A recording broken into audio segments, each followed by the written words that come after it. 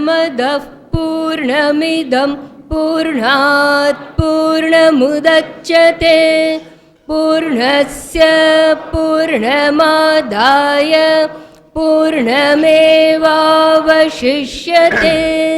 ઓમ શાંતિ શાંતિ શાંતિ. હરિ ઓમ. શ્રી ગુરુભ્યો નમઃ. હરિ ઓમ. નમસ્તે સતેતે જગત્કારણાય નમસ્તે ચિતે સર્વલોકાશ્રયાય નમો દ્વૈત તત્વાય મુક્તિપ્રદાય નમો બ્રહ્મણે વ્યાપિને શાશ્વતાય. નમસ્તે નમસ્તે આ વિભો વિશ્વમૂર્તે. નમસ્તે નમસ્તે ચિદાનંદ મૂર્તે. નમસ્તે નમસ્તે તપો યોગગમ્ય. નમસ્તે નમસ્તે શ્રુતિ જ્ઞાન ગમ્ય. મંત્ર ઈશાવાસ્ય.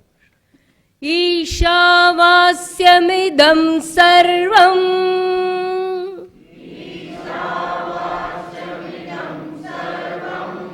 યત્કિંચ જગત્યાં જગત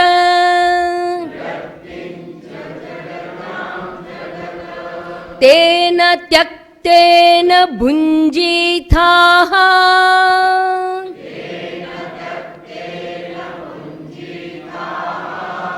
મા ગૃધઃ કસ્ય સ્વિદ્ધનમ.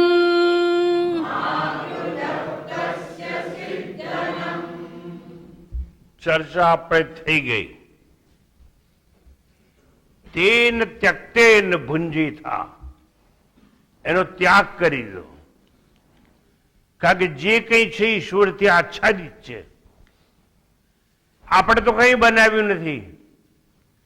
તમારું જન્મેલું બાળક હોય ને હાડકા તમે બનાયા, લોહી તમે બનાવ્યું. અરે માતાના ઉદરમાં દૂધ તમે મૂક્યું, તમે તો કંઈ નથી કર્યું. તો માલિકી કોની રાખો છો કે આ મારું છે? બાળકે તમારું નહીં, પત્નીનું નહીં, તમારી એનું દૂધ તમે નથી બનાવ્યું. તમે જગતમાં કર્યું છે શું? બધું ઈશ્વરે કર્યું છે. તો એનું છે. જો એનું હોય તો એ ધનની અપેક્ષા આપણી કેવી રીતે હોય? આપણે વાત કરીએ છીએ 4 પ્રકારના પુરુષાર્થની: ધર્મ, અર્થ, કામ અને મોક્ષ. આ 4 વસ્તુ છે એ પણ ધન કહેવામાં આવે છે.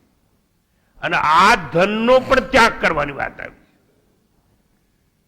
મા ગૃધઃ કસ્ય સ્વિદ્ધનમ. ધન છે કોનું એ વિચારો. અને જો આપણું નથી તેમાં બીજાના ધન માટે અપેક્ષા રાખવાની આવશ્યકતા નથી.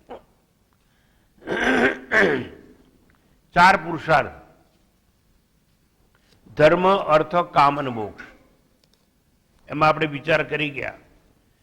આ 4 પુરુષાર્થ છે એ પણ ધન છે.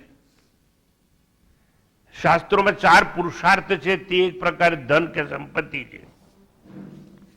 ધર્મ રૂપી ધન નંબર 1, અર્થ રૂપી ધન નંબર 2, ભોગ રૂપી ધન અને મોક્ષ રૂપી ધન. આ 4 પ્રકારના ધન ઉપર આજે આપણે વાતો કરવાના છીએ. સૌથી પ્રથમ ધર્મરૂપી ધન. હું 4 ધામની યાત્રા કરી આવ્યો. બધાને ઘેર પ્રસાદ ફોટા મેક્યા. એટલે હું ધાર્મિક છું. એટલે મારે મારી એડવર્ટાઇઝમેન્ટ કરવી છે. એટલા જ માટે હું બધાને ઘેર પ્રસાદ આપવા જઉં છું. જો તું 4 ધામની યાત્રા કરી આવ્યો હોય તો પુણ્ય ત્યાં કર્યું, ખાનગી રાખને, નહીં રાખવું. ધર્મરૂપી ધન મેં ભેગું કર્યું છે. મેં યજ્ઞ કર્યો એટલે બધાને નિમંત્રણ આપું છું, અમારે ઘરે આવજો. મેં કથા કરી, અમારે ઘરે આવજો. કેમ? મેં કથા કરી. આ ધન છે, આને ધર્મરૂપી ધન કહેવામાં આવે. મારે વધુ વાત નથી કરવી, કારણ કે તમે ભણેલા છો, એટલી જ વાત કરું છું. ધર્મરૂપી ધન જે બુદ્ધિગત રહે, બુદ્ધિમાં રહે અને સુખ પ્રદાન કરે.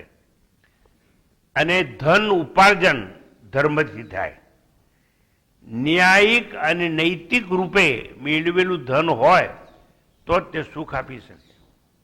એક ધર્મરૂપી ધન, પછી આ ધન જેને કરન્સી તમે કહો છો તે.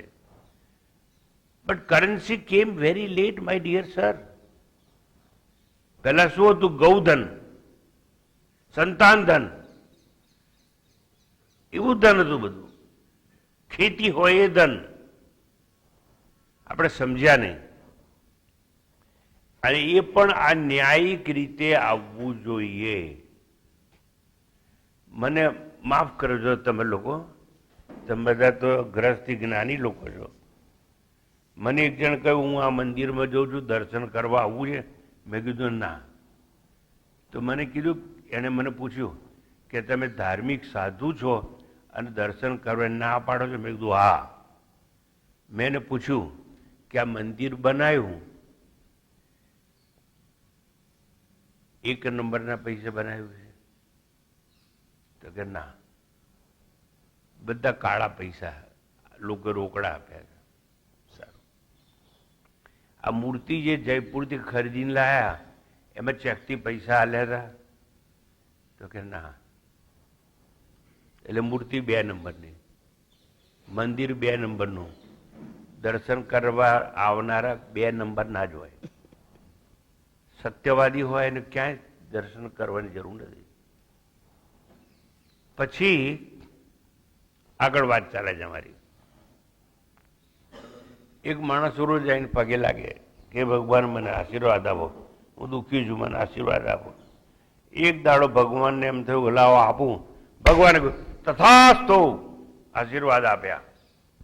એટલે પેલો ખુશ થઈ ગયો કે આજે તો ભગવાને મને કહ્યું છે કે તથાસ્તુ, એટલે મારું જે માગણી કરી એ બધી મળી જશે.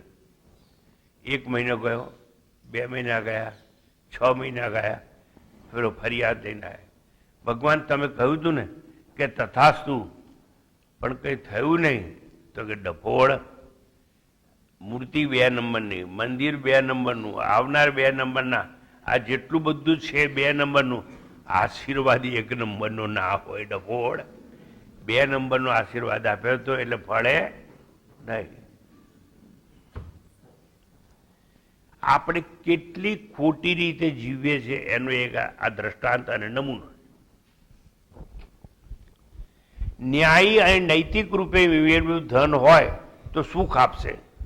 એવા સાત્વિક ધર્મજન્ય ધનથી જો ભોગ ખરીદાય તો ભોગ પણ સંતોષ આપે. તમે જે ભોગ કરો છો ને એ ભોગ કરવા માટે જો બ્લેકના પૈસાથી કોઈ વસ્તુ લઈ આવીશું ને તો સુખ નહીં આપે આપણને. વ્હાઈટમાં ખરીદેલું હશે ને તો જ સુખ આપશે સાહેબ. જાઓ, નાનો દાખલો આપું. બ્લેકના પૈસાથી બ્રેડ ને માખણ ખરીદી લાવ, પેટમાં છૂંકશે. ના ના, અમારે છૂંકતું નથી, અમે તો રોજ ખાઈ છે, તો તમારે કામ નહીં આવે. એવું જે ધનથી જે ભોગ ખરીદાય એ ભોગ તમારા શરીરને સુખ નહીં આલે, બળવાન નહીં કરે. શરીર સવારે નીકળી જશે. એટલે હંમેશા ધ્યાન રાખવાનું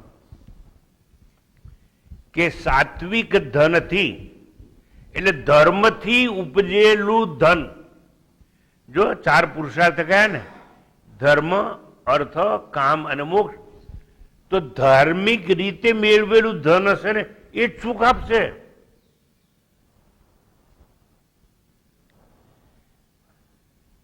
બાકી ભોગ ખરીદાય પણ જો ન્યાયિક રીતે ના હોય, ધર્મથી ના હોય, તો સુખ કદાપી નહીં આપે. ભોગ માટે એટલે પૈસા માટે કોઈની હત્યા થાય, લૂંટ થાય, કિડનેપિંગ થાય. રોજ તમે પેપરમાં જુઓ છો, ટીવીમાં વાંચતો છો. કાલે જ એક 6 વર્ષના છોકરાને લોકો ઉપાડી ગયા, પછી ફોન કરે એના બાપને કે આટલા રૂપિયા હાલ તો છોકરો છોડીએ. એ તો પોલીસે છોડાવી દીધો કાલે. હવે આવી રીતે જો ધન મેળવો, એ ધન કઈ રીતે સુખ આપે? સંભોગ જો બળજબરીથી થાય તેવું ધન ભોગ કે પદાર્થ પાપનું મૂળ છે. જો ધર્મરૂપી ધન નૈતિક રીતે વપરાય તો મોક્ષ પ્રેરક બને. અન્યને અન્યાય ન થાય એવી રીતે ધર્મનું આચરણ થવું જોઈએ.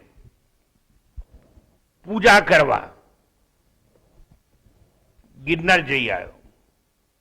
કેવી રીતે ગયો હતો? અરે પાલખી બેન ગયો હતો, એટલે 4 જણાએ મને ઉપાડે તો. બીજાના ખભા ઉપર બેહી અને તમે પગથિયા ચલો ગિરનારની, તો પુણ્ય પેલા 4 જણા તમને ઉચક્યું છે ને એને પુણ્ય મળે, તમને સાહેબ ના મળે. અરે હું તો ઘોડા ઉપર ગયો હતો, પણ ઘોડાને પેલો ચાબુક મારતો હતો, એ પાપ કોને લાગવાનું? ઘોડા પર બેઠો છે એને. એટલે હું કૈલાસ યાત્રા યાક ઉપર બેઠો હતો. Same thing. પુણ્ય યાકને મળે. તમે પગે ચાલીને પ્રદક્ષિણા કરી હોય તો જ તમને પુણ્ય મળે.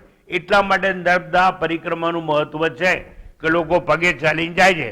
પણ અડધા લોકો આવીને મને કહે છે અમે છે નર્મદાની પરિક્રમા કરી આયા. મેં પૂછ્યું કેવી રીતે ગયા છે?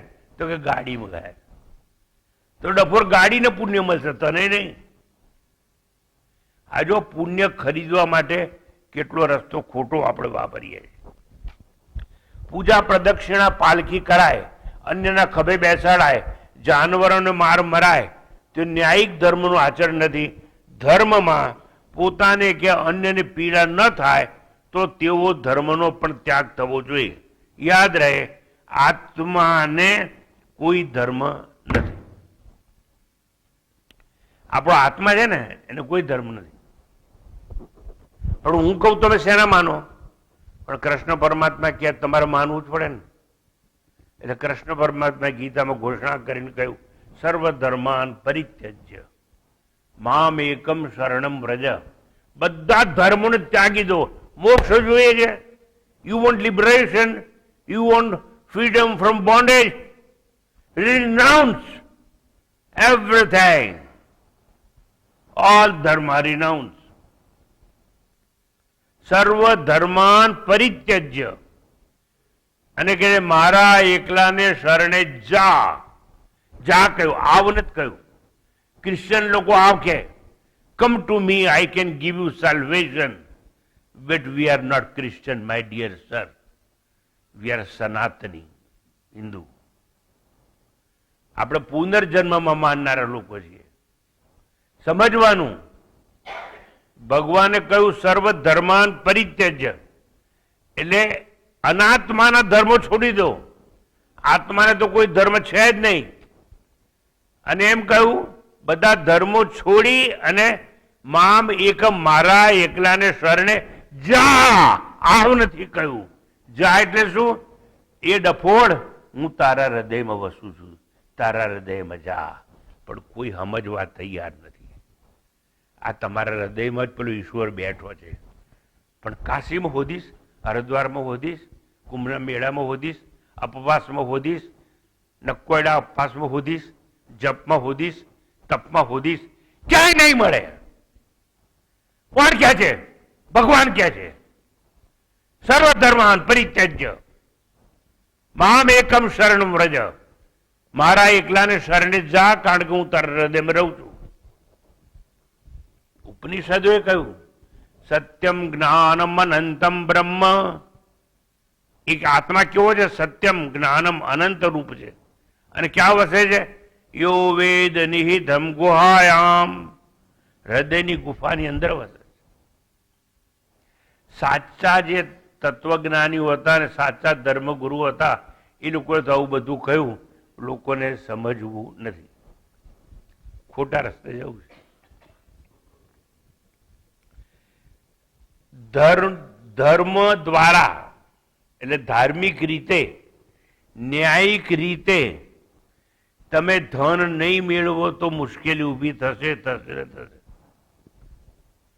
કૃષ્ણે તો ચોખ્ખું કહ્યું કે સર્વધર્માન પરિત્યજ્ય મામેકમ શરણમ વ્રજ અહમ ત્વામ સર્વ પાપેભ્યો મોક્ષયિષ્યામિ મા શુચ. શોક ના કર, મોક્ષ હું આપીશ. આ કૃષ્ણ ભગવાન, આ મોદી કહે છે ને ગેરંટી કે ગેરંટી, કૃષ્ણે તો હજારો વર્ષો પહેલા કીધેલું કે कृष्ण की गारंटी है, मैं मोक्ष दूंगा. मगर कैसे? अहम तो आम सर्व पापे प्यो, हूं तने बधा पापोथी मुक्ति आपीश. मोक्षयिष्यामि मा शुच. તું ચિંતા છોડી દે અને ધાર્મિક રીતે જીવ. હવે તમને બધાને કહું છું, પ્લીઝ ગો ફોર ઇન્ટ્રોસ્પેક્શન. તમારા અંતરાત્માને પૂછો કે તમે જે કંઈ કરો છો એમાં ધર્મ છે ખરો? તમે જે ધન મેળવ્યું છે એ ધાર્મિક રીતે મેળવ્યું છે? એક જણ મને એમ કે મેં ફ્લેટ ખરીદ્યો છે. કેવી રીતે? તો કે આ 60% આટલા અને 40% બ્લેકના. આવું જ ચાલે. હવે એક ઘરમાં તમે હુઈ રહો અને ભોગ કરો, આનંદ કોઈ દિવસ નહીં આવે. એ કોઈ ચીજમાં રહો પણ વ્હાઈટના પૈસાથી લીધેલી હોય એ સુખ આપશે તમને. જવા દો. ધર્મથી મેળવેલ ધન સુખ આપે. મંદિરોમાં કાળું નાણું, કાળો આશીર્વાદ. જવા દો સાહેબ બધી વાત. આ તમને બધું ખબર છે ને, મારો ખોટો બકવાસ છે, એના પર ચિંતા કરશો નહીં. અખા નામનો જ્ઞાની ગુરુ થઈ ગયો. નરસિંહ મહેતા જ્ઞાની કહેવાય, કવિ. અને ભગવાન કૃષ્ણે ગીતામાં કહ્યું, જ્ઞાની તું આત્મૈવ મે મતમ. 4 પ્રકારના ભક્તો ગણાવ્યા ગીતામાં કૃષ્ણ પરમાત્માએ. અને એ જ્ઞાની ભક્ત, જ્ઞાની તું આત્મૈવ મે મતમ, એવું કહ્યું. જ્ઞાની તો મારો આત્મા છે, કૃષ્ણ કહે છે. એટલે જ્ઞાની બનવાનું અને નૈતિક ધર્મથી, જ્ઞાનથી જે કરવું એ કરવાનું. અખો કહે છે ધર્મના પાખંડની પૂજા ત્યાગી દઉં. ગુલાલ, ચંદનના ટીલા ટપકા, અંગો પર ભભૂત, નદીઓમાં સ્નાન, 2 નંબરનું દાન, તુલસી પત્રનું તાડન, પથ્થરની પૂજા, તીર્થયાત્રા, ખંજરી, કરતાલ, નૃત્ય, જપ, માળાનું પ્રદર્શન, મંજીરા કૂટવા, એવો ધર્મ ત્યાગી દો. કોણ કહે છે? અખો કહે છે. પણ અખાને માને કોણ? એને તો શું કહ્યું ખબર છે? એક મૂર્ખને એવી ટેવ, નદી દેખી કરે સ્નાન, તુલસી દેખી તોડે પાન. આ આખાની કવિતા છે. મહાન જ્ઞાની કવિ થઈ ગયો. એક મૂર્ખને એવી ટેવ, તુલસી દેખી તોડે પાન, નદી દેખી કરે સ્નાન. પથ્થર એટલા પૂજે છે એ પથરાને ટીલાને ટપકા કરી કરી. કયો ધર્મ છે એમાં? જવા દો વાત. પહેલી વાત ધર્મ, અર્થ, કામ અને મોક્ષની વાત કરી. પહેલું ધર્મની વાત કરી મેં. હવે અર્થની વાત કરું. જે ધર્મ મનમાં રહી સુખ અને ભ્રાંતિ સર્જે, તેમ અર્થ, ધન છે એ આપણી બહાર છે. અર્થ છે ને એ આપણી બહાર. ધર્મ તો મનમાં રહે અને અર્થ બહાર રહે. બહાર રહી અને ભ્રાંતિ રૂપી શાંતિ સર્જે. ધન ત્યાજ્ય છે એટલે અહીં કહ્યું ઉપનિષદમાં, તેન ત્યક્તેન ભુંજીતા. કોઈ ધન આપણું બનાવેલું છે નહીં, ઈશ્વરની માલિકી છે. આપણે એના પર વહેમ રાખવો જોઈએ નહીં કે આ મારું છે. ધનથી બધું જ ખરીદી શકાય, મોક્ષ નહીં મળે. હું ખાતરીબંધ કહું છું, અવલ ખાલી હોત. જો પૈસાથી મોક્ષ ખરીદાતો હોત તો તમે અહીં શું જખ મારવા આવો? માફ કરજો. હજારોની ભીડ મોરારી બાપુની કથામાં થાય. પણ જો બજારમાં ધર્મ મળતો હોત બટાકા અને ડુંગળીની દુકાનમાં, તો તમે લઈ આવે. પણ પૈસાથી નહીં ખરીદી શકાય મોક્ષ. મોક્ષ એટલે self realisation, freedom from bondage that you can't purchase with the help of money, that too black money, that too dirty money. સાત્વિક થવું છે. કેવી રીતે થશો સાત્વિક? એટલે કહ્યું છે કે તેન ત્યક્તેન ભુંજીતા, ધનથી મોક્ષ સિવાય સર્વ કંઈ ખરીદી શકાય. કારણ ધનમાં વિનિમય મૂલ્ય છે. ધન પાસે છે ને, આપણે ધન પૈસા ભેગા કેમ કરી છે ખબર છે? Because it has exchange value. પૈસા આપો તો દૂધ મળે, પૈસા આપો તો માખણ મળે, પૈસા આપો તો ઘર મળે, પૈસા આપો તો સારા ઘરની છોકરી મળે. આ જેના ઘરમાં છોકરા હોય ને એ લોકો પહેલા શું કે પૈસાવાળાની છે એવું પૂછે. પૈસાવાળી છોકરી હોય તો લાવો, અને એના બાપના પૈસા લૂંટો, અને એના ઘેર જે દહેજ આવે એમાં લહેર કરો. એટલે છોકરીના બાપને લૂંટો અને કમાઓ. કેવી રીતે સુખ મળવાનું છે આ બધું આપણને, જો આપણે આવું જ કરતા રહીશું તો? ટૂંકમાં ધનથી મોક્ષ ખરીદી નહીં શકાય, કારણ ધનમાં વિનિમય મૂલ્ય છે, એક્સચેન્જ વેલ્યુ છે. માટે ધનથી ઇન્દ્રિય ભોગ, સત્તા, કીર્તિ, વૈભવ બધું જ મળશે, શાંતિ નહીં મળે. આ જે લોકો લાખો રૂપિયા ખર્ચી અને ઇલેક્શનમાં મિનિસ્ટર બને છે ને, એ બધા મિનિસ્ટરો અશાંત. કે એને ઘેર બેસવાનું જ ના હોય, આખો દર વોટ માટે ભીખ માગતો હોય. એની બૈરીને કેટલી અશાંતિ તો મને ખબર છે. સમજ તમને કેવી રીતે ખબર? અરે આ બધા ડર્ટી પોલિટિશિયનને હું ઓળખું છું. અને એક સમય એવો હતો, હું I was in south India, Coimbatore, and mister T.N. Seshan, જે ઇલેક્શન કમિશનર, મને મળવા આવ્યા હતા અને મારી સલાહ માગવા આવ્યા હતા કે પ્લીઝ બ્લેસ મી. મેં કીધું ફોર વોટ? તો કે મારે ઇલેક્શન લડવું છે. આ T.N. શેષનની વાત કરું છું. અત્યારે એટલા માટે કરું છું કે મરી ગયા છે. મારા મિત્ર હતા. એટલા માટે મિત્ર હતા કે બહુ સદાચારી અને બહુ બ્રિલિયન્ટ અને કેપેબલ, બહુ જુસ્સાવાળા મારા જેવા. અને T.N. શેષન ના હોત તો આજે ઇલેક્શન કમિશનમાં જે થાય છે ને, કેટલા ગોટાળા ચાલતા હોત. એને સુધારા કર્યા. એને મેં કહ્યું કે mister Seshan, you are son of a Brahmin, you are well versed with Sanskrit, you know our Shastra, don't enter this dirty politics. એને મારું ના માન્યું અને સાહેબ અમદાવાદમાં અડવાણીની સામે ઉભા રહ્યા અને હારી ગયા. મારું માન્યું નહીં. એટલે એ હું તમને એટલા માટે કહું છું કે આ જે નેતાઓ બને છે ને, બહુ ચોખ્ખી વાત. હવે ગરીબોની ઝૂંપડીઓમાં જે દારૂ પાય, એ લોકોને પૈસા હાલે, એ લોકોને લાંચ હાલે. આ કેજરીવાલે શું કર્યું? બહેનોને મફત. શું મફત? બસોમાં જવાનું મફત. એટલે એનો અર્થ એમ કે બહેનો બસોમાં બેન રખડ કરે, મફત આવ જા કર્યા કરે. અત્યારે મત લેવા માટે આ બધી સરકારોએ જે પૈસા આલ્યા ને, સાહેબ જોજો, થોડો વખત એવો આવશે ને, કોઈના ઘરમાં, કોઈના કારખાનામાં, કોઈની ઇન્ડસ્ટ્રીમાં કામ કરનાર મળશે જ નહીં. શું કરવા મળે? સરકાર પૈસા આલે છે મફતમાં.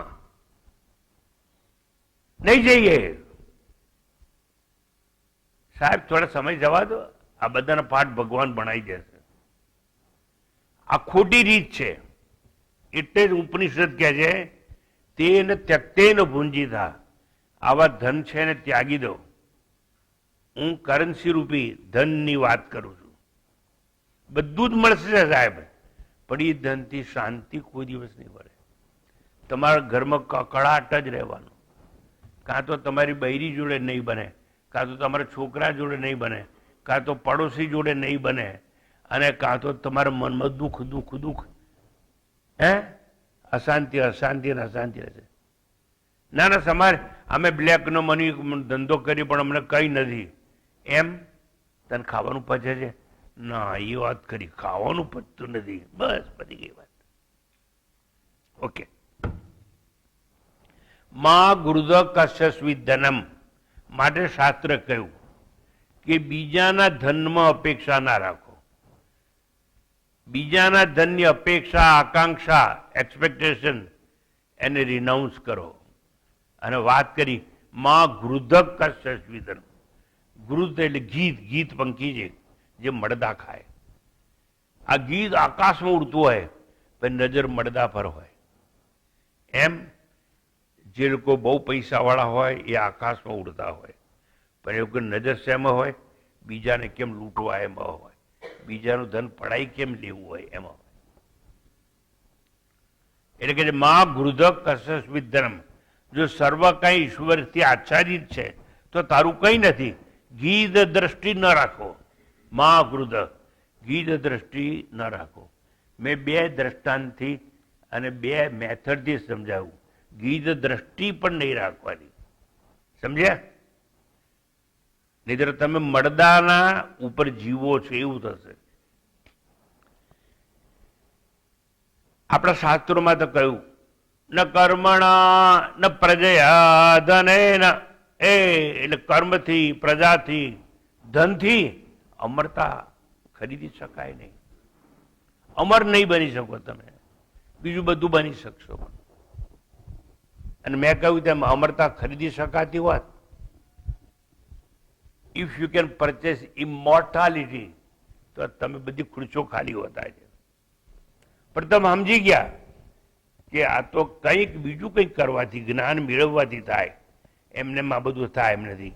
જે સુખ સાધનો બહાર છે એ વાસ્તવમાં આપણને ભોગવે છે. આપણે એમ કહીએ ને મેં કેળા ખાધા એટલે મેં કેળાને ભોગવ્યા, આ રૂપિયા મેં ભોગવ્યા. આપણે એને નથી ભોગવતા, એ આપણને ભોગવે.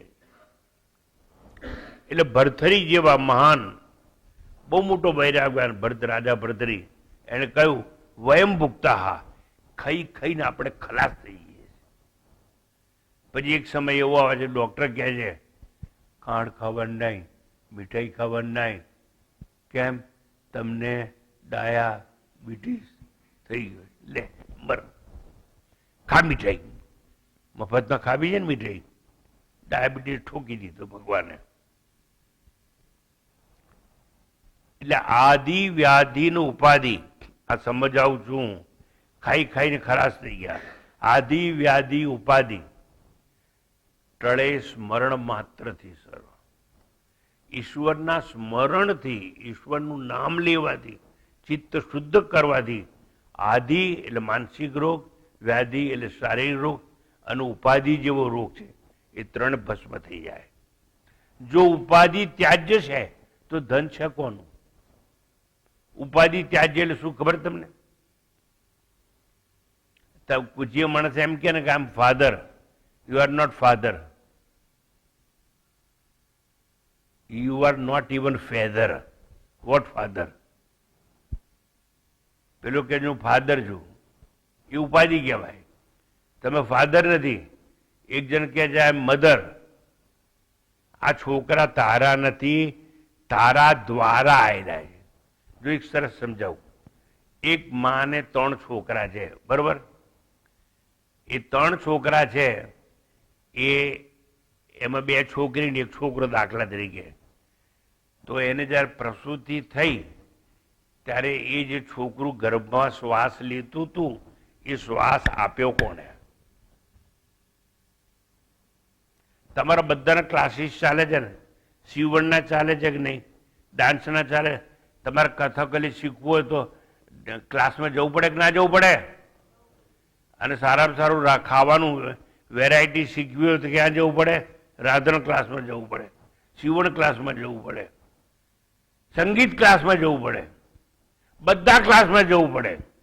આ તમારો ક્લાસ. તમારે ક્લાસમાં જવું પડે છે કે નહીં? કોઈ પણ વસ્તુ શીખવા માટે ક્લાસમાં જવું પડે કે હા કે ના?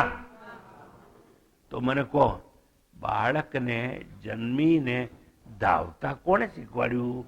કયા ક્લાસીસમાં ગયો હતો એ? આ પેલી એની માં એમ કહે છે કે આ છોકરા મારા છે, તો તે ધાવતા શીખવાડેલું? વગર ક્લાસે પેલો ધાવતા શીખ્યો છે, તેને તું શીખવાડ્યું. એટલે તારા નથી, તારા દ્વારા આવેલા છે.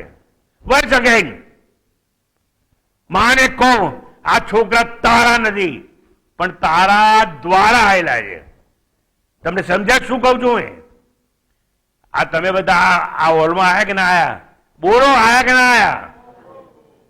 પેલા દરવાજા મેં આયા કે ના આયા? એ દરવાજા મેં તમે જો અહીંયા આવ્યો તો દરવાજો ક્લેમ કરી શકે કે મારા છે? એમ તમે માં હો ને તો તમે દરવાજો છો. they came through you but there is not your personal private property. પણ તમે માની બેઠા છો કે છોકરા મારા છે. મારા છે ને શું ખબર છે? દુઃખી થવાનો ધંધો શરૂ કર્યો. સ્વામીજી, આ છોકરો મારું સાંભળતો જ નથી, મારું માનતો જ નથી, એને જેમ કરવું એમ જ કર્યા કરે છે. સ્વામીજી, મેં કેટલું સમજાયું કે આપણી નાતની છોકરી જો લગ્ન કર, તાર કે નહીં, હું તો પારસી જોડે લગ્ન કરીશ. હવે સ્વામીજી ઘરે તો જાઉં. એટલે હું કહું, છોકરા તારા છે, તારા દ્વારા આવ્યા, અને તારા દ્વારા આવ્યો, તારા નહીં. અને તારા નહીં, તેને જેમ કરવું એમ કરવા દે. કરવા દે કે ના કરવા દે? એમ ઘણી વાર મને લોકો આવીને કહે છે કે સ્વામીજી, આ ભગવા કપડાં પહેરીને બેઠેલા શિષ્યો તમારા છે. હું અંદરથી બધું સમજતો હોઉં. એ લોકો ભલે ને કે, એટલે મેં તમને કહ્યું એમ હું કહું છું, મારું કોઈ નથી. મારા દ્વારા તો આયા નથી, એના મા બાપ ને ત્યાંથી આયા છે મારા બેટાઓ. એટલે એ લોકોને જે કરવું કરવા જાઓ. રહેવું છે રહો, નથી રહેવું ના ના ના, નહીં જવું નહીં જાઓ. ભણવું છે ભણો, નથી ભણો ના ભણો. ખાવું છે ખાઓ, નથી ખાવું ના ખાઓ. કપડાં પહેરવા છે પહેરો, ના ઘરે રહેવું છે રહો. મારા બાપનું શું જાય છે? મારા હોય તો મારી ચિંતા. આ બહુ આજનો દાખલો ને આજનું ભાષણ તમે સાંભળી અને જો જીવનમાં ઉતારશો તો સુખી રહી જશો. બાળકો તમારા દ્વારા આવે, તમારા નહીં. નો ડોર કેન ક્લેમ કે they came through me, they went through me and that is why they are my property. બાકી આ તમે જેટલા બેઠા છો આ દરવાજાની પ્રોપર્ટી થઈ જાઓ. એટલે કે જે કશ્ય સ્વિત ધનમ, આ ધન કોઈનું નથી એવું ઉપનિષદે કહ્યું. ગીધ જેમ લાલચ, આસક્તિ, તૃષ્ણા, કામના, વાસના રાખવી નહીં. ધન કોઈનું નથી. ઝવેરી ભલે હીરો ખરીદે, હીરો એટલે ડાયમંડ. તમે ડાયમંડ ખરીદો ને પણ તમે એમ માનો આ મારો છે મારો છે, પણ તમે જો એને વેચી મારો ને તો જે લે એનો થઈ જાય, પછી એ બીજાને વેચે તો બીજાનો થઈ જાય. આ ડાયમંડ તમે શું કામ ભેગા કરો છો? તમે સોનું ઘરમાં શું કામ રાખો છો? મુશ્કેલીના સમયમાં સોનું વેચી અને બીજું કંઈ લેવાય. એટલે એ જે લે એના થઈ જાય. મારો છોકરો મારો છોકરો મારો છોકરો છે, એટલે પેલા બૈરી આવીને લૂંટી લીધો, તારો હું હવે પેલી બૈરીનો થઈ ગયો. અને તમારા બધાને અનુભવ છે કે છે ને એની બાયડીનો જ થઈ ગયો છે, એની બાયડીનું જ માને છે. અને અમારું તો સાંભળતો જ નથી. અને એની બાયડી એમ કહે છે હું હાહુ જોડે રહીશ જ નહીં, કારણ કે હાહુ તો ડાકણ છે. આ નવી જનરેશન તમારી. આ તમને અત્યારે મોટો પ્રોબ્લેમ નડે છે ને, છે કે છોકરા છોકરી જડતી નથી. એનું કારણ જ આ. હું જાત જાતની સાસુઓને ઓળખું છું. એક સાસુ એવી મને મળી મુંબઈમાં કે એની વહુને કે લાજ કાઢ લાજ કાઢ. મેં કીધું બેન શું કેમ જબરજસ્તી કરો છો? અમારા ઘરમાં તો લાજ કાઢવી જ પડે. એટલે મેં એ બેનને કેમ કહ્યું કે તારી છોકરી જ્યારે સાસરેથી આવે છે ત્યારે તો ટી શર્ટ અને જીન્સ પહેરે છે, એ તો મારી છોકરી છે, એને પેલી તો વહુ છે, તો તરી જાય. આ જો આ દુઃખી થવાનો ધંધો આપણે શરૂ કર્યો. તમારું કોઈ નથી. પૈણે ને એટલે તમારો છોકરો એનો થઈ જવો જોઈએ. એનો થઈ ગયો છે. હવે હું નહીં માનવાનું કે હું કહું એમ કરે. એની બાયડી કે એમ જ કરે, પણ પેલી જબરદસ્તી છે ને પ્રેમ કરીને લઈ ગઈ. એટલે પ્રેમ કરીને લઈ નથી ગયો, તારો છોકરો એની પાછળ પાછળ ફરતો હતો એવું સમજ કે છે પ્રેમ કરીને લઈ ગઈ. હું લઈ ગઈ, પૂછડું લઈ ગઈ. કઈ સમજ ના પડે ને, થોડું વિચાર તો કરો કે આ વર કોનો, વહુ કોની, મિલકત કોનું, ધન કોની. કઈ વાંધો નહીં. હીરો કોઈનું સરનામું પૂછતો નથી. હીરો જેને જે ખરીદે એનો થઈ જાય છે. ધન કોઈનું નથી. એવો વ્યંગ વૈરાગ્ય માટે શાસ્ત્રોએ આપવામાં આવ્યો છે. વન્સ અગેન, ધન કોઈનું નથી એવો ઉપદેશ શાસ્ત્રોએ તમારામાં વૈરાગ્ય જાગે એટલા માટે આપવામાં આવ્યો છે. શાસ્ત્રો જણાવે છે કે જો ધન અનીતિ, અન્યાય કે અધર્મે મેળવ્યું હશે તો 10 વર્ષે કે 11મે વર્ષે એ ભસ્મ થઈ જશે. શાસ્ત્રો કહું છું. હવે આ સનાતન ધર્મના વેદો ઉચ્ચારું છું તમારા માટે, તમારા ભલા માટે. અન્યાયોપાર્જિતમ દ્રવ્યમ 10 વર્ષાણી તિષ્ઠતિ. અન્યાયથી જે ધન ભેગું કર્યું હશે 10 જ વર્ષ તમારી પાસે રહેશે. પ્રાપ્તે તું એકાદશે વર્ષે તુલી કેવ વિનશ્યતિ. 11મે વર્ષે રૂની જેમ એ ખલાસ થઈ જશે, બળી જશે અન્યાયને માર્ગે. અને તમે જોયા છે કેટલાય કરોડપતિઓ છે ને ફૂટપાથ પતિ થઈ ગયા, અને કેટલાય ફૂટપાથ ઉપર કામ કરનારા મહેનત કરીને કરોડપતિ થઈ ગયા. આ ધન કોઈનું નથી અને તમારું તો છે જ નહીં. હવે એક દાખલો આપું, તમને સમજાઈ જશે. મોટા મોટો અમેરિકાનો દાનવીર હમણે આપણા મોદી મળવા ગયા ત્યારે ગયો હતો, પણ એ દાનવીર એટલો મોટો છે અમેરિકાનો કે જે પોતાના છોકરાઓને લઈને, તમે ટીવી જોતા તો જોયો હશે ગઈકાલે. બોલો બસ, ફરીથી જોરથી બોલો. મસ્ક, બરોબર. હવે એવા તો કેટલા લોકો મોદીને મળવા જાય છે. મારે તમને એ સમજાવવું છે કે એ બહુ મોટો દાનવીર ગણાય ને. તમે નામ દીધું અમેરિકાનો, બરોબર. અને બીજો અમેરિકાનો દાનવીર મોટો કોણ છે ખબર છે તમને? આ જે ટીવી બનાવનાર પેલો બીજો એક, હે, બિલ ગેટ. બહુ દાન કરે છે, પણ મોટા મોટો દાનવીર કોઈ થઈ ગયો આપણા ધર્મમાં તો કર્ણ. બોલો, કર્ણ દાનવીર હતો કે નહીં? ઇન્દ્ર જેવો ઇન્દ્ર એના કવચ અને કુંડળ માગવા બ્રાહ્મણનો વેશ ધારણ કરી અને આવ્યો તો કે નહીં? એટલે હા કે ના? કાં તો એવું કહી દો કે અમને શાસ્ત્ર ખબર નથી, સ્ટોરી વાંચી નથી. અને તમે જો એવું કહેશો તો એવું કહીશ કે આવા ડફોર લોકો મારા પ્રવચનમાં આવે. કર્ણ મોટો દાનવીર હતો કે નહીં? ઓકે. આટલો મોટો દાનવીર હતો, યોદ્ધો હતો, રથી નહીં, અર્ધરથી નહીં, મહારથી પણ નહીં, એને અતિરથી કહેવાય. જે 10,000થી વધારે સૈનિકો સામે એકલો લડી શકે, અતિરથી.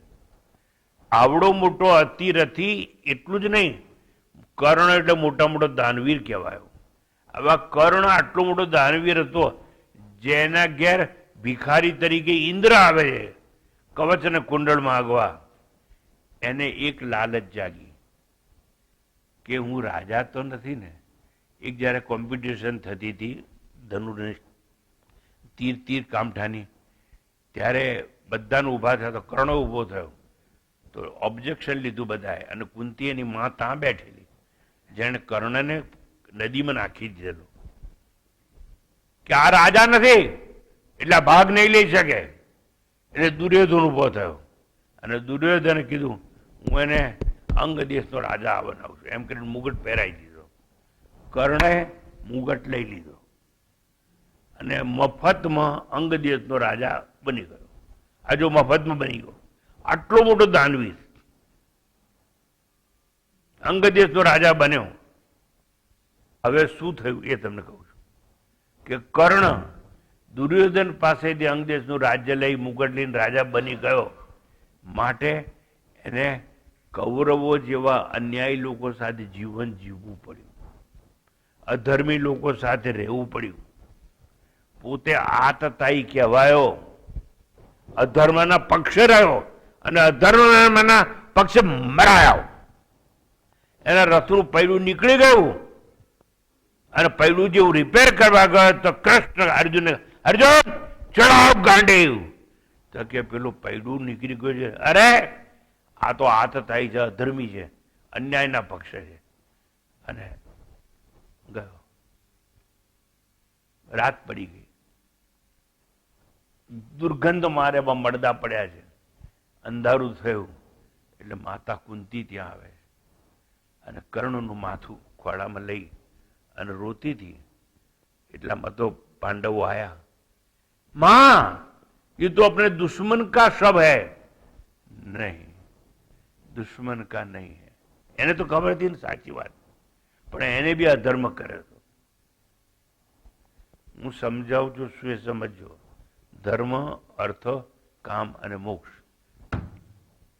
એમાં અધર્મથી જો ધન ભેગું કર્યું હશે તો એ લાંબુ ટકશે નહીં.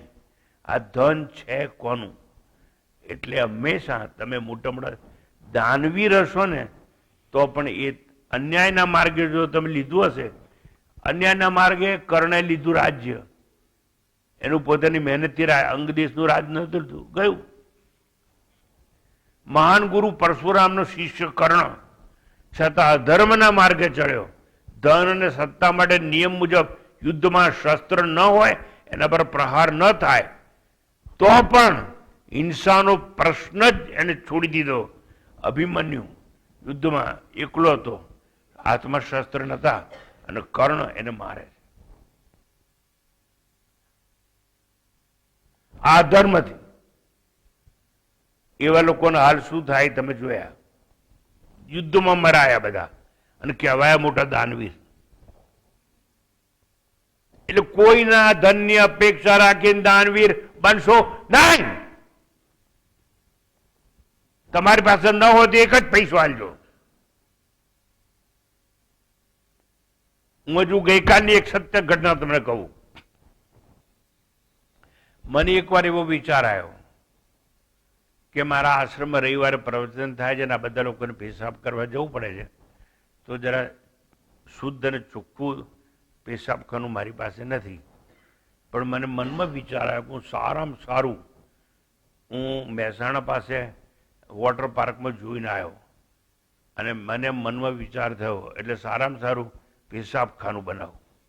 રમેશભાઈ ઉભા થયા. આ રમેશભાઈનો છોકરો મોટા મોટો આર્કિટેક્ટ છે. એટલો મોટો આર્કિટેક્ટ છે કે દિલ્હીમાં એનું નામ પરખાયું જાય છે. અને એના કેટલોગ જો આપણે નજીકમાં હઈએ ને એટલે આપણને કિંમત ના હોય. આ પ્રતિક એનો છોકરો, એને જે કેટલોગ બનાવ્યું એનું દિલ્હીમાં માન અપાયું. એટલે મેં પ્રતિકને કહ્યું કે મારે સારામાં સારું એક, ભલે 4 ભાઈઓ માટે 4 બહેનો માટે આ રવિવાર બધા આવે ને અને બાથરૂમ જવું હોય તો એ ચોખ્ખું લાગવું જોઈએ. પણ હું તો સાધુ છું ને, મારી પાસે પૈસા નહીં. કોઈ એક ભાઈ સજ્જન આયા XYZ, મને કીધું કે સ્વામીજી કોઈ સેવા હોય તો કહેજો. એટલે મેં કીધું મારે મંદિર ભગવાનનું બનાવવાની ઈચ્છા નથી, પણ સારું પેશાબખાનું બનાવવું છે. એણે મને ઘણી રકમ આપી. એમાં થોડા 3-1 લાખ ખૂટતા હતા. પણ મેં કીધું કંઈ વાંધો નહીં, તું મને આટલા આપ. એણે આપ્યા. પણ મને કહે કે કેવી રીતે આપું? બધું ચેકથી આપવા તો આપ. હું નહીં લઉં. મેં ના લીધા. મારે 3 ખૂટ્યા તો મેં 10 લીધા. એને ચેકથી આપ્યા. હવે એ હું બનાવવાનો છું અહીં ઘડી. અને કેવું બનાવવાનો છું? 4 બહેનો માટે. અને મને ખબર છે બહેનો માટે કમોડ જોઈએ સારી રીતે બેસવા માટે. મોટી ઉંમરની બહેનો હવે નીચે ના બેસી શકે.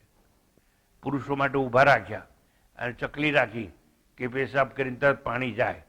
અને પછી બંને જગાએ મેં 4-4 વોશ બેસન રાખ્યા, ત્યાં હાથ ધુએ. અને મેં કીધું ઇલેક્ટ્રિક રાખો એટલે આમ ફુર્ર પેલી હવા નીકળે ગરમ, એટલે એના હાથ લોવાઈ જાય. અને મેં કીધું અંધારું ના પડે એટલે ગ્લાસનું રૂફ બનાવો આખો મોટો જાડો ગ્લાસ, વાંદરા કૂદે તોય તૂટે નહીં. અને એ યોજના મારી ચાલુ છે. હું કેમ કહું છું આ વાતની? કારણ કે મેં 2 નંબરના લેવાની ના પાડી જાજરૂપ બાથરૂમ બનાવવા માટે. મંદિરની વાત તો જવા દો. તો એમનો છોકરો પ્રતીક છે, એને કીધું કે સ્વામીજી બને એટલું હું ઓછું કરું છું, પણ અમારા આ પ્રવચનમાં કોઈ ટાઇલ્સ વાળા આવતા હવે બધા લોકોને મેં કહ્યું કે તમે થોડી થોડી કોઈ હેલ્પ કરજો. અને મારે હજુ 3 ફૂટે છે, મને બીજા મળી ગયા છે, પણ ઈશ્વર કરશે, મને વિશ્વાસ છે. હું કહેવા શું માંગુ તમે સમજો કે આવા કામ માટે પણ મેં ઓન બ્લેકના પૈસા લીધા નથી, કારણ કે હું એ શીખવાડું છું તમને. તો મારે તો અનુભવમાં લાવવું જ જોઈએ. અને જો એ સગવડ થઈ ગઈ તમે બધા ખુશ થઈ જશો. હાથ ધોયા પછી પેલું ઇલેક્ટ્રિક વાળું આમ કરો એટલે પેલી ગરમ હવા નીકળી એટલે હાથ સાફ થઈ ગયા. એટલે મારે નેપકિન નહીં લટકાવવા પડે. નેપકિન લટકાવું તો ધુએ કોણ? અને હું તો તમારી કોઈ પાસેથી આ પ્રવચન સાંભળવાનો પૈસા તો રહેતો નથી. અને આ 85 વર્ષમાં કોઈ દિવસ મારા માઇક ઉપરથી ઉઘરાણી થઈ નથી. ભગવાન ચલાવે છે તો ભગવાન કરશે અમારી વ્યવસ્થા. એવી સત્યનિષ્ઠાથી જીવશો ને તમે તો સુખી થશો. આજે મને કોઈ દુઃખ નથી, મને બહુ સંતોષ છે. હું લાકડી લઈને આવું છું ને ગાડી, તો આ મારે ની છે ને એનું ઓપરેશન કરાવવાનું હતું, પણ ડૉક્ટરે ના પાડી કે તમને 85 વર્ષ થયા છે અને તમે ડાયાબિટીસ છો, તમારું લોહી પાતળું થવાની દવા ખાઓ છો, એટલે અમે તમારું ઓપરેશન નહીં કરીએ. એટલે નહીં કરી. મેં તો ના કર જાને યાર, લાકડી મારા બાપની છે ને. અને સાચું કહી દઉં, આપણા ખરા હગા છે વનના લાકડા, કે જે છેવટે બાથ બીડી અને મસાણમાં પણ આપણો સાથ દેશે. આ કોઈ નહીં આવે. આ મારા મારા મારા કરો છો ને, તમારી જોડે કોણ હુઈ જવાનું બળવા માટે? કોઈ નહીં. વનના લાકડા. એટલા માટે મેં લાકડી સ્વીકારી. મેં તો લાકડીથી ચાલી નાખીશ. સમજણ પડે છે કે નહીં? આ લાકડી મેં કોઈ મારવા નથી લીધી હો, પણ મારા ટીકા માટે લીધી. મને કોઈ પૂછે ને કે સ્વામીજી તમારે 2 હાથ છે, તો હું કાયમ કહું છું નહીં, મારે 1000 ને 2 હાથ છે. મારી જોડે 1000 હાથ વાળો ભગવાન છે અને 2 હાથ મારા છે. મારી 1000 ને 2 હાથ છે, પછી મારી ચિંતા શું?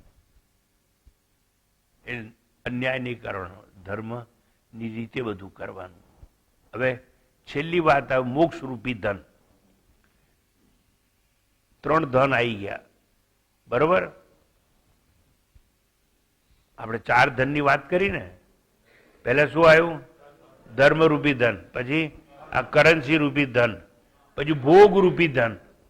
આ ભોગરૂપી ધન છે ને, તમે જેટલું વાપરશો ને એટલું જલ્દી ખલાસ થઈ જશે. ભોગરૂપી ધન એટલે શું? તમે જેનો ભોગ કરશો, સાંભળજો બરાબર, જેનો વધુ ભોગ કરશો ને એનો રોગ પહેલો થશે. બાળક જ્યારે જન્મે ને ત્યારે પહેલા ગાયનેકોલોજીસ્ટ આવીને શું કરે છે ખબર છે? પેલો બાળક સૂતું હોય ને ત્યાં આમ કરે, પેલું આમ કરે.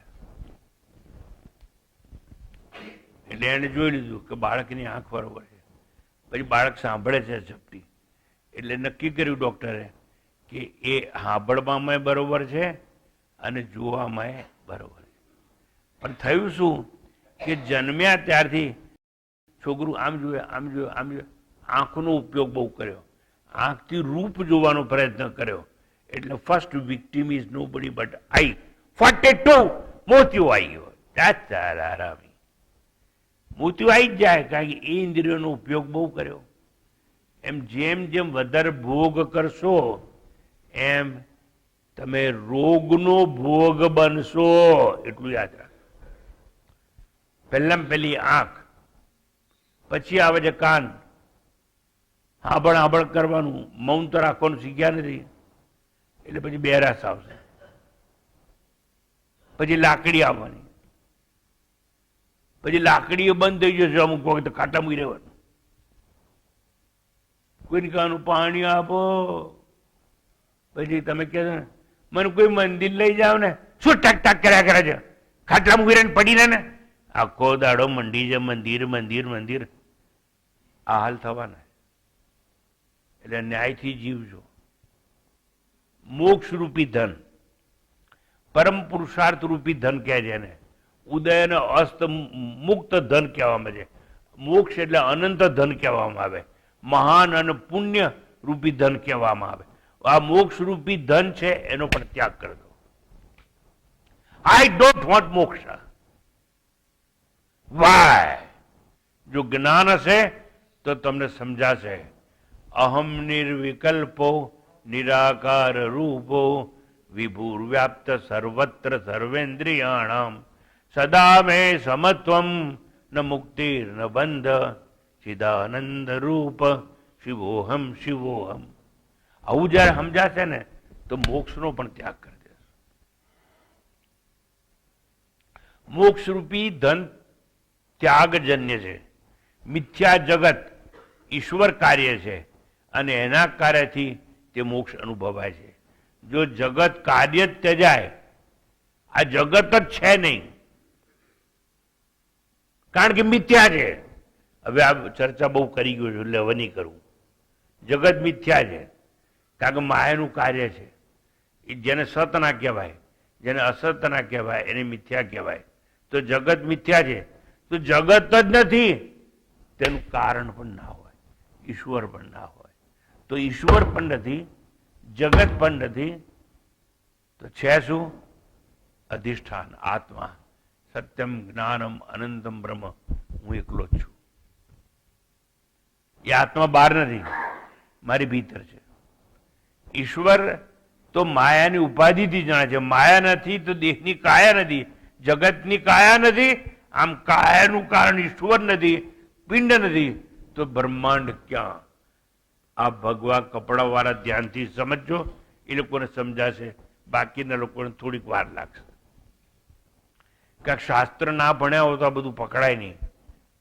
હવે નિરૂપાધિક બ્રહ્મ છે એ હું છું. આ બ્રહ્મ પ્રત્યેકની હૃદય ગુફામાં છે, જે હું જ છું. હું મૃત્યુથી મુક્ત છું. Look at me. Lend me your ears. Please be attentive. હું બ્રહ્મ છું, જે હું છું, અને હું બ્રહ્મ હોઉં તો મૃત્યુથી મુક્ત છું. અને મૃત્યુ જ મને જો અડવાનું ના હોય તો મારે મોક્ષની જરૂર નથી. હું અમર છું. હું અમર છું માટે હું અભય છું. અવિનાશી મારું સરનામું છે. સમજી તમે ક્યાં રહો છો? તમારું સરનામું, તમારો ટેલિફોન નંબર આપો ને. અવિનાશી એ મારું સરનામું છે. અપરિવર્તનશીલ એ મારો સ્વભાવ છે. જળ અને ચેતન, ચર અને અચર સર્વ અવિનાશી છે. હું દેશ કાળ વસ્તુથી અપરિચ્છિન્ન છું. સર્વવ્યાપ્ત, સર્વ સ્થળે, સર્વ સમય હાજરા હજુર છું. Don't take my appointment. Don't tell me કે મારે તમને મળવું છે. હું કાયમ છું. તમારી પાસે ટાઈમ નથી મને મળવાનો, કારણ કે તમારે તમારા ટાઈમે મને મળવું છે. તમારે રજા હોય ત્યારે તમારે મળવું છે. તમે નવરા હોય ત્યારે તમારે મળવું છે. હું તો મુક્ત જ છું. આવો. પણ એવી રીતે કોઈને મને મળવા આવવું નથી. હું શું સમજાવું છું? મોક્ષ કેવી રીતે ત્યાગવો તે. હું દેશ કાળ વસ્તુથી અપરિચ્છિન્ન છું, સર્વવ્યાપ્ત, સર્વ સ્થળે છું, સર્વ સમય છું, હાજરા હજુર છું. એવો હું બંધન મુક્ત છું. મોક્ષ મારું સ્વરૂપ છે માટે હું પૂર્ણ છું. બંધન નથી તો મુક્તિ ક્યાં? મારે બંધન જ નથી. હું એવું માનું કે શરીર છું તો મૃત્યુનું બંધન છે. હું મને ઇન્દ્રિય માનું તો ભોગનું બંધન છે. હું તમારા બધાથી સગો વાલો વીંટળાયેલો છું એવું માનું તો હું દુઃખી છું. તો તમે મને હેરાન કરી શકો. તમારામાંથી કોઈની તાકાત નથી કે મને હેરાન કરી શકો. પણ સ્વામીજી અમે તમને સુખી કરી શકીએ એવી ભ્રાંતિમાં રહેશો નહીં. તમે મને સુખી પણ નહીં કરી શકો અને મને દુઃખી પણ નહીં કરી શકો. એવું છું. સમજો સાહેબ, આપણું સ્વરૂપ સમજો, સાક્ષાત્કાર અહીં નહીં છે, મોક્ષ બહાર નથી. એ તમને સમજાવવા માંગુ છું. એવા મારા પૂર્ણ સ્વરૂપે જ હું સર્વ કાંઈથી ઢંકાયેલો છું. માટે જ કહેવાય છે ઈશા વાસમિદમ સર્વમ. જો બધું જ ઢંકાયેલું હોય તો એ સમજવાનું કે ઈશ્વરથી બધું ઢંકાયેલું છે. હું ઈશ્વર, હું જ બ્રહ્મ, મુજથી જ આ સર્વ નામે જેનો સંકેત થાય છે, જેનાથી બધું આચ્છાદિત છે, આ જ વાસ્તવમાં અનાદિ અનંત ધન છે. જે ધન મોક્ષ રૂપી પરખાય છે, ઓળખાય છે, એ મોક્ષ વંદનીય છે. જો મોક્ષ રૂપી ધન મારી મૌલિક સંપત્તિ, સાંભળજો, મોક્ષ રૂપી ધન મારી મૌલિક સંપત્તિ છે, તો અન્ય ધનની સ્પૃહા મારે ક્યાં? જો મોક્ષ રૂપી ધન એ મારી સંપત્તિ છે, તો મારે અન્ય ધનની સંપત્તિ જોઈએ કેવી રીતે? શા માટે? એની સ્પૃહા ક્યાં? અપેક્ષા ક્યાં? વાસના ક્યાં? લાલચ ક્યાં? આકાંક્ષા ક્યાં? માટે કહ્યું તેને ત્યક્તેન ભુંજી થા. મોક્ષથી અન્ય સંપત્તિ ત્યાગી મોક્ષ વૈભવ અને મોક્ષ આત્મસ્થિતિ ભોગવો. તેને ત્યક્તેન ભુંજી થા. ભુંજી થા એટલે ભોગવો. શું ભોગવવાનું એ પણ કહ્યું, શું ત્યાગવાનું છે એ પણ કહ્યું. શું ભોગવવાનું? આત્મસ્થિતિ ભોગવવાની. હું સત છું, ચિત્ત છું, આનંદ છું, એ ભોગવો. આત્મામાં રહી સત્યમ જ્ઞાનમ અનંતમ અવસ્થાનું પાલન કરવાનું. વિભુર વ્યાપ્ત સર્વત્ર સર્વેન્દ્રિયાણમ એવું સમજવાનું. સદા મેં સમત્વમ ન મુક્તિ ન બંધ. મારે મુક્તિ પણ નથી ને બંધન પણ નથી. જો હું સત ચિત્ત અને આનંદ સ્વરૂપ છું તો તે સ્થિતિ હું ભોગવીશ. માટે ભુંજી તાહા, એ સ્થિતિ હું ભોગવીશ. ધેરફોર ભુંજી તાહા. આ તમે સમજો શું ભોગવવાનું એ.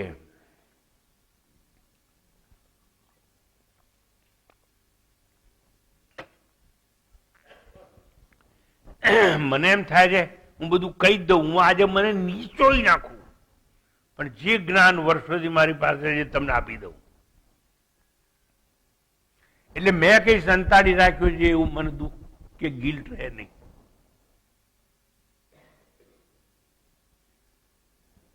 ભુંજી થા અને આવું અતિન્દ્રિય સુખ અન્યને મળે એવા કાર્યનું પાલન કરતો રહીશ.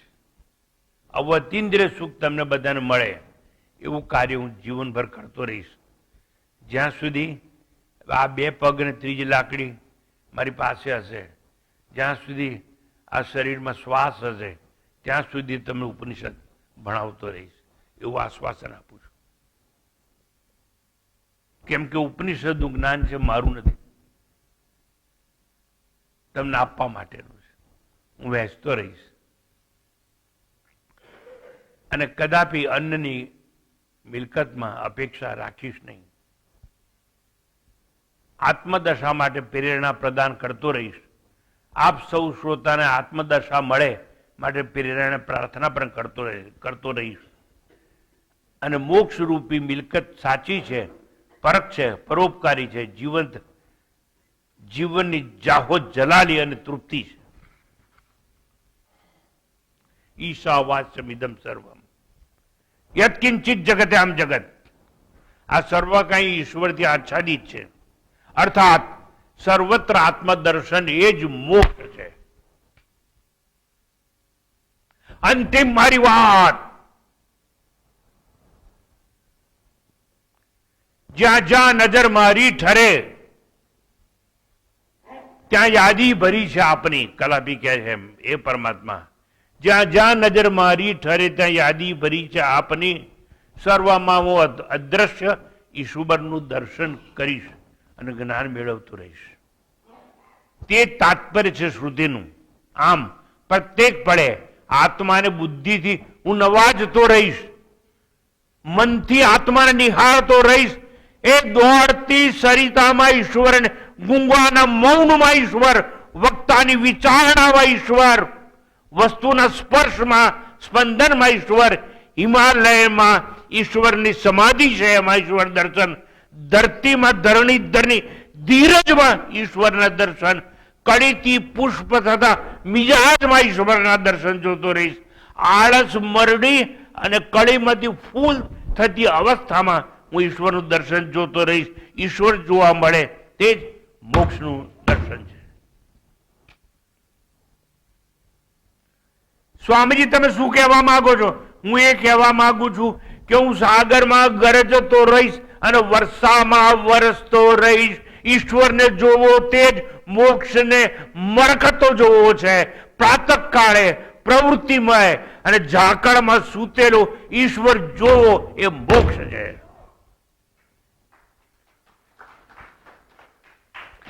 દાનેશ્વરીમાં ઉભેલો દાનેશ્વરીમાં ઉભેલો અને ભિખારીમાં નીચે નમેલો ઈશ્વર જોવો એ મારું જીવન છે. મોક્ષનો એ મારો ભોગવટો છે. સૃષ્ટિને બદલવાના સ્વપ્ન કરતા સૃષ્ટિ બ્રહ્મમય બનાવી અને સર્વત્ર બ્રહ્મ દર્શન કરવું એ જ મારા જીવનનો અંતિમ હેતુ છે. દ્રષ્ટિ જ્ઞાનમય કૃત્વા પશ્ચેદ બ્રહ્મમયમ જગત. હું મારી દ્રષ્ટિ જ બ્રહ્મમય બનાવી દઈશ એટલે મને બ્રહ્મ સિવાય અન્ય કઈ દેખાશે નહીં. ટીલા ટપકા કપાળે ચંદનના કરવા કરતા ગાન કરવું કે બ્રહ્મ લટકા કરે બ્રહ્મ પાસે, એ ગગનના ગાનમાં ઊંચો હોય એ મારો મોક્ષ છે, એ મારું જીવન છે. શ્રુતિનો અમર સંદેશ છે મહાગૃધ કે બીજાના ધનમાં લાલચ રાખો નહીં, અપેક્ષા રાખો નહીં, આકાંક્ષા રાખો નહીં, વાસના રાખો નહીં, ઈચ્છા કે કામના કે મહેચ્છા રાખો નહીં. માં એટલે કહ્યું મહાગૃધ એવું કહ્યું ન રાખો. એટલે કશ્ય સ્વિધર્મ, ધન છે કોનું? ઈશ્વરનું જ છે. આ બ્રહ્માંડ ઈશ્વરે બનાવેલું છે, એનું જ છે, આપણું કઈ નથી. અને જો સમજો તો એ ઈશ્વર જો આપણી ભીતર હોય તો બધું આપણું છે અને કાં તો આપણું કઈ નથી.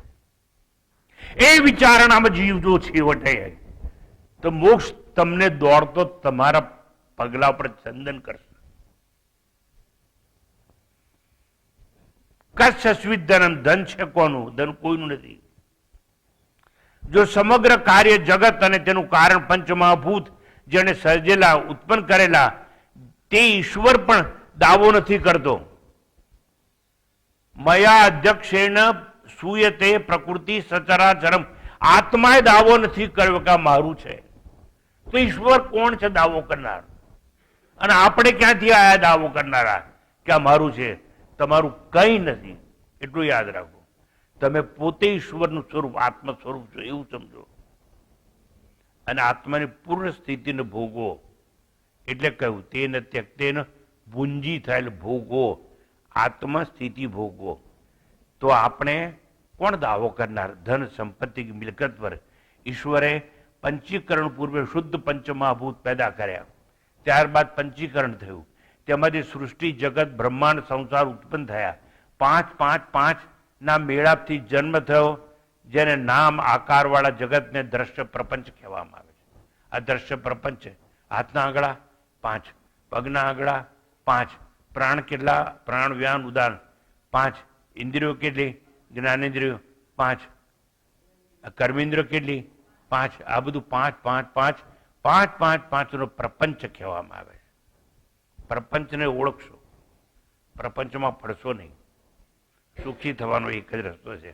આમ દ્રશ્ય પ્રપંચનું સર્જન જેણે કર્યું છે એનું બધું જ છે, તે જ માલિક અને પ્રપંચનો માલિક છે. ત્યાં મનુષ્યની માલિકી કેવી? કોઈના ધન પર તમારી નજર કેવી?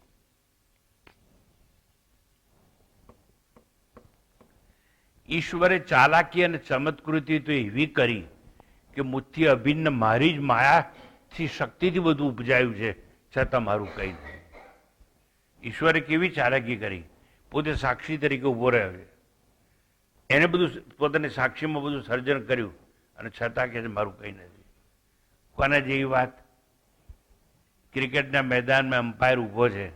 અમ્પાયર છે એટલે બેટિંગ થાય છે, ફિલ્ડિંગ થાય છે, બોલિંગ થાય છે, રન થાય છે, સ્કોર થાય છે, પણ છતાં અમ્પાયર કહે છે મારું કંઈ નથી.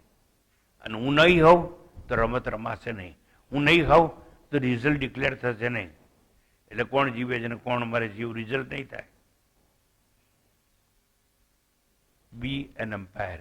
ભગવાન તમને ક્રિકેટના અમ્પાયર જેવી રીતે જીવવાની શક્તિ પ્રદાન કરે. સાક્ષી ભાવે જીવો. મયા અધ્યક્ષેણ પ્રકૃતિ સૂયતે સચરાચરમ. હે કૌંતેય, મારી અધ્યક્ષતાના મારા સાક્ષી ભાવમાં આ માયા જડ અને ચેતન બધું સર્જન કરે છે, છતાં મારું કંઈ નથી. તેથી જો મારું ઈશ્વરનું જ કંઈ નથી તો બીજાનું તો ક્યાંથી હોય? એટલા માટે કહ્યું કસ્ય સ્વિત ધનમ. પણ આપણે સમજ્યા ના. આમ જો સમગ્ર સર્જન ઉત્પત્તિ ઉન્નતિ આત્માની જ છે, ઈશ્વરની છે, તો આપણું છે શું? માટે પ્રશ્ન છે કસ્ય સ્વિત ધનમ. આપણું કંઈ નથી. ધન છે કોનું? આવું સમજાશે ને, અને છતાં આપણું જીવન જુઓ કેવું છે. મનમાં અન્યના ધનની વાસના રાખીએ છીએ. બે દીકરી અને એક દીકરો હોય એવું જ વિચારે કે બાપા મરી જાય પછી આ મકાન ઉપર અમે 3 ભાગીદાર.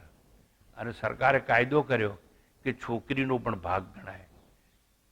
બાપો મર્યો નથી એટલી વાર નહીં, એટલે કોઈ કહે નહીં, પણ બાપો મરે ને એની છોકરાઓ રાહ જોતા હોય કે બાપો ક્યારે મળે અને બંગલામાં અમારો ભાગ અમને મળે અને અમે છૂટા રહી અને બધું ભોગવીએ. ઠીક છે. અને એટલા જ માટે સેલ ટેક્સની ચોરી થાય, ઇન્કમ ટેક્સની ચોરી થાય, વસિયતનામાની ચોરી થાય, લગ્નમાં છોકરીના ઘરથી દહેજ લાવવાની વાત આવે, લોટરી આપણને મળે, જુગારનો સટ્ટો, નફો, દલાલી, આવું બધું કરતા હોઈએ. એટલું જ નહીં, દૂધમાં પાણી મેળવીએ છીએ. ધાણા જીરામાં તમને ના ખબર તો હું આજે કહી દઉં. આ ધાણા જીરું છે એમાં ઘોડાની અઘાર મેળવવામાં આવે છે. કેમ કે ઘોડાની અઘાર અને ધાણા જીરું એક જ જેવું હોય. અને પ્લાસ્ટિકના ચોખા અત્યારે ચીનથી આપણે ત્યાં દેશમાં આવે છે. ઘઉંમાં કાંકરા નાખવામાં આવે. ઘઉંનો કોથળો હોય એમાં 2 કિલો કાંકરા હાથે કરી નાખવામાં આવે, જેથી કરીને 1 થેલામાંથી 2 કિલો બચે તો 10 થેલા કે 12 થેલા ભરાય તો 1 થેલો ઘઉં બચી જાય. પેટ્રોલમાં ઘાસલેટ નાખવામાં આવે છે. ગેસ સિલિન્ડરની ચોરી થાય છે. તરબૂચમાં સેકેરિનના ઇન્જેક્શન આપવામાં આવે છે. અહીંથી તમે બહાર જશો ને, એસટી બસ સ્ટેન્ડ છે ને, ત્યાં બધી લારીઓ ઊભી તરબૂચની, પણ એને પહેલે તરબૂચને સેકેરિનનું ઇન્જેક્શન મારેલું જ હોય. પછી આમ સાહેબ ચાખો ચાખો, એટલે સેકેરિન વાળું તો મીઠું જ લાગે, આ તરબૂચ મીઠું ના હોય. પણ તમારે ભોગ કરવો છે, કરો, તમને કોઈ રોકી શકશે નહીં. પપૈયામાં પેપ્સિન, પપૈયાના ઝાડ હોય ને એમાંથી ઇન્જેક્શન મારીને પહેલાં પેપ્સિન કાઢી લેવામાં આવે. પેપ્સિન કાઢીને પપૈયા બજારમાં વેચવામાં મૂકવામાં આવે છે. ઘીમાં ભેળસેળ. બધા જ લોકો કહે અમારું ઘી સારું છે, અમારું ઘી વલણોનું છે, અમારું ઘી પૂંછડાનું છે, પણ એમાં પણ આ ડાલડા ને એવા બધા અનેક જાતના પ્રકારો ઉમેરવામાં આવતા હોય છે. નિશાળના પ્રવેશમાં પણ નાચ. નિશાળો ચલાવતા એ લોકો એમ કે આ રંગનો યુનિફોર્મ હોવો જોઈએ, પછી એક દુકાનદારને કોન્ટ્રાક્ટ આપ્યો હોય કે આ દુકાનમાંથી જ લેવાનું. એટલે નિશાળના પહેરવેશમાં પણ ચોરી, મંદિરોમાં દાન પેટીમાં ચોરી, મૂર્તિમાં મૌન છતાં ઉછામણી. ઘણી વાર ઉછામણી થાય, જૈન ધર્મમાં બહુ થાય. મને ખોટો ના ગણશો, પણ ઉછામણી થાય કે ભાઈ તમારા તરફથી મૂર્તિ તો પેલો 5,000, આપણે 10,000, પણ બધા બ્લેકના પૈસા હોય. માફ કરજો. જે ભગવાન પાસે ન હોય એની માગણી. એક માણસ હતો, એટલે વાત કરું કે ના કરું? 5 મિનિટ વધારે થશે. તેને બહુ ગણપતિની પૂજા કરી, અને ગણપતિની પૂજા કરી, ગણપતિ ખુશ થઈ ગયા. પછી ગણપતિની ખુશ થઈ ગયા, ગણપતિ કહે તથાસ્તુ, તારે જે માગવું એ માગ. તો પેલો છોકરો કહે છે મને એક મર્સિડીઝ કાર આપો ને. એટલે ગણપતિ કહે છે ડફોર, જો મારી પાસે મર્સિડીઝ હોત ને તો ઉંદર ઉપર સવારી હું ના કરતો હોત. મારું વાહન તો ઉંદર છે, ઉંદર માગ, મર્સિડીઝ નહીં. ઠીક છે. તો ધનની ઈચ્છા એવી સંતોની પાસે પણ ધનની ઈચ્છા ના રખાય. અને હવે પેલું દ્રષ્ટાંત તો તમને ખબર છે કે એક રાજા અને બે રાણી, અને પછી પેલું માદળિયું બાંધેલું, અને પછી જે રાજાને ખબર પડી, માદળિયું તોડ્યું, અંદરથી સૂત્ર નીકળ્યું. શું નીકળ્યું? આનંદ ઘન કો ક્યા. હવે આટલી બધી તમારી સાથે વાત કરી, અને અંતે મારે એટલું જ કહેવું છે, આપણે વિચારવાનું કે હું સચ્ચિદ આનંદ આત્મા છું. સત્યમ જ્ઞાનમ અનંતમ બ્રહ્મ, એ મારી ઓળખ છે. પછી અનંત આનંદ અને ભૌતિક આરોપિત મિથ્યા ધન મળે કે ના મળે, સચ્ચિદાનંદ આત્માને શું? ધન મળે કે ના મળે, હું સચ્ચિદાનંદ છું. સત એટલે પહેલા હતો, જન્મ પહેલા. અત્યારે છું, મૃત્યુ પછી પણ હું તો રહેવાનો. કારણ કે મળદાને પેલા લોકો બાળવા લઈ જશે, પણ હું તો જીવાત્મા તરીકે પુનર જન્મ લેવા જવાનો, પાપ અને પુણ્યનું ફળ ભોગવવા માટે. એટલે હું તો મરવાનો છું જ નહીં. તો હું તો મરવાનો છું જ નહીં, પછી ચિંતા શું? એટલે આપણા વિચારવાનું કે હું સચ્ચિદાનંદ સ્વરૂપ આત્મા છું, આ મારી ઓળખ છે. અનંત આનંદ અને ભૌતિક આરોપિત મિથ્યા ધન મને મળે કે ના મળે, સચ્ચિદાનંદ આત્મા રે શું? જેમ પેલો કે આનંદ ઘન કો ક્યા, એમ આજે તમને સૂત્ર આપું છું, સચ્ચિદાનંદ આત્મા હું છું. મારે શું કંઈ વસ્તુ મળે કે ના મળે, હું પૂર્ણાનંદ છું. પછી મારે અન્યના ધનની અપેક્ષા ક્યાં? માટે તેના ત્યાગમાં જ મારી આત્માનંદી મસ્તી મોજમાં મજા લે, તે જ ભોગવી લે. એટલા માટે કહ્યું ભુંજી થાહા. મંત્ર છેલ્લે એકવાર બોલાવી દો. ઓમ ઈશાવાસ્યમિદં સર્વં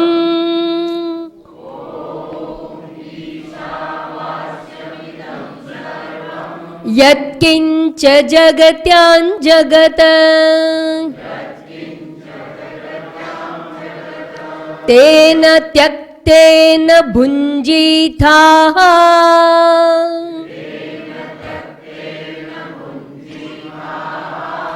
મા ગૃધક્કસ્ય સિદ્ધનમ.